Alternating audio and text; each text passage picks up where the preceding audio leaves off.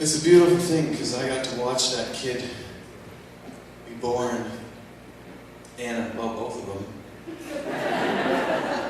And now they're up here doing this, which means two things.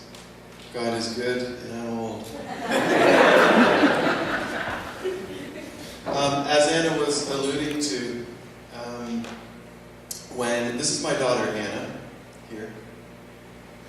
And when she was born, the day that we brought my sweet Anna home from the hospital, I took 2 weeks of holidays from work because I had to be at home to do all of those things that need doing when you bring your firstborn child home. And it was into the second day that I realized there's not a whole lot of doing that needs doing unless you're the one who's lactating. Which I wasn't. So I had a bit of time on my hands. So of course, I spend my time holding this precious gift in my arms and staring at her for hours on end and falling asleep on the couch with her on my chest and just feeling her soft, warm breath on my neck. Just beautiful, beautiful memories. But I also got to do a lot of reading with all of this extra time that I had. And I read a book called The Martyrdom of Saint Perpetua and Felicitas, the very story that you heard tonight. Now, we edited some of the stuff out because we wanted to focus on the relationship between Perpetua and her father. Right? So there I was. In one hand is this incredible gift that was just given to me. And in the other hand, I'm carrying this story of Perpetua, this young woman, and her passion for this thing. And I was caused to wonder, what will you do with your life? Sweet, beautiful, innocent, newborn, gorgeous Anna. What will you do with your life? And so I was moved to write a letter to my infant daughter. And in it, in longer form, articulated these questions. What will you find that thing that Perpetua found? Will you be found by that thing that found Perpetua? Will you be found by that thing that found me when I was a teenager? Will you be found by that thing that not only found me, but just won me over for a lifetime? That thing to which even to this day my life is oriented towards. Will you be found by that thing? That thing that Perpetua died for. Not that I would want you to die. I'd be like Perpetua's father. I'd be right beside you, pulling my hair out, saying, for God's sake, woman, come to your senses. But will you have the passion to be willing to die for this? Or to say the same thing differently, the passion to actually live for that thing. So I wrote that letter, and I thought about bringing it tonight and reading some of it to you, but then decided not to for two reasons. One of them, that letter belongs to her. And the second, I wouldn't be able to get through that damn thing. I would just be a puddle of tears.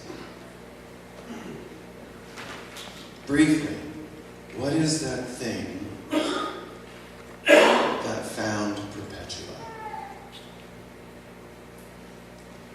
Perpetua, being a catechumen, she would have spent a number of months studying the Christian faith, this ever-evolving Christian faith, in preparation for her baptism. So she would be fully articulate to be able to explain to you, to answer the question, what it is that found her. And in its simplest form, I think she might say something like this: God is love. And that God found me in the person of Jesus. Jesus found me. And as you heard in the text, she refers to herself as the bride of Christ. The intimacy. And she'd be able to go on further to explain to you this developing theology, this ever-changing way of understanding God, where they talk about this thing called the Trinity. She would be able to articulate to you Trinity, Father, Son, Holy Spirit. You've likely heard that phrase before. This is where it comes from back in this time.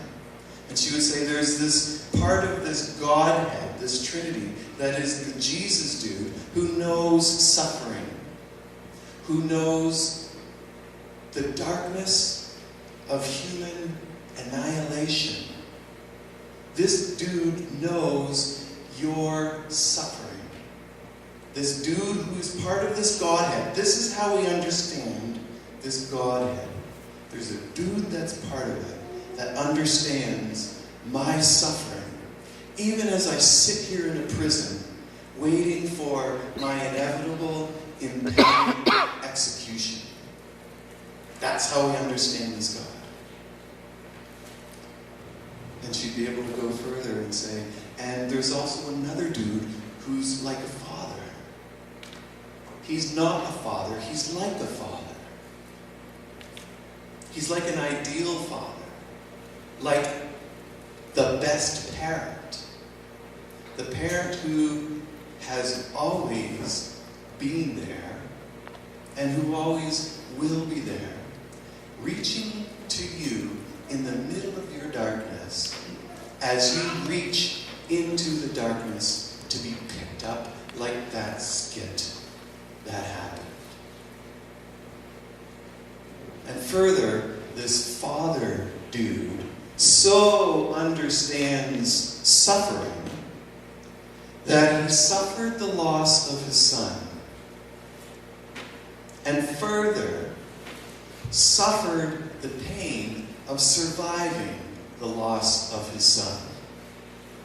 These are some of the currents that are floating around in these early centuries as they're trying to articulate what is this thing that has found us. This is our theology, this Trinitarian theology. This is what our ancestors have passed down to us as a way to help us wrap our minds around this weird thing called God. Our God knows suffering. More specifically, this God is found in your suffering. This God is revealed to you in the middle of your darkness.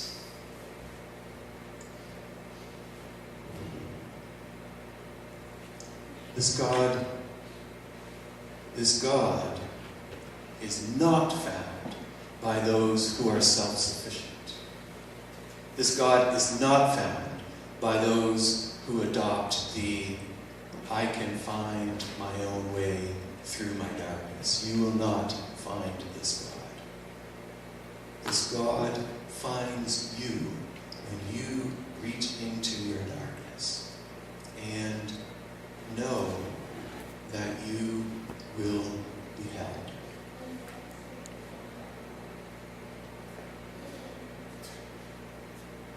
The passion of Perpetua. Lauren just sang about it. What was the chorus?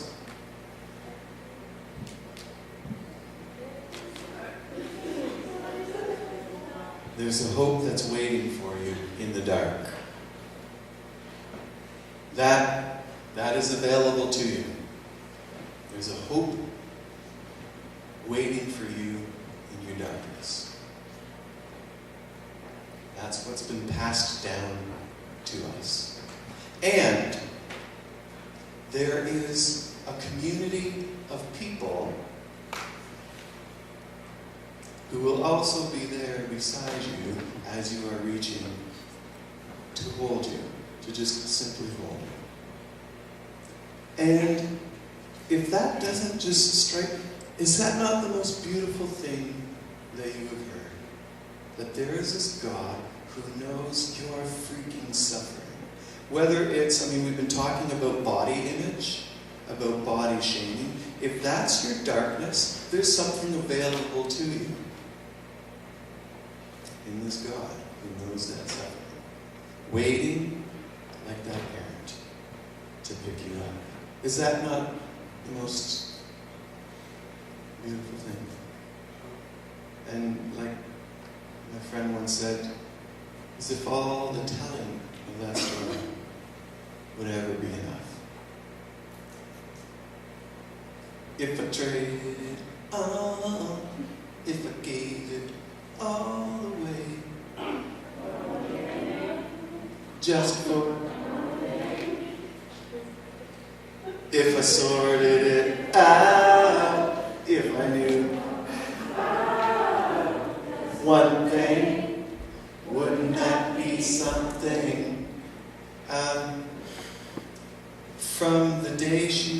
From the day you were born, my prayer for you has always been that you will be found by that thing.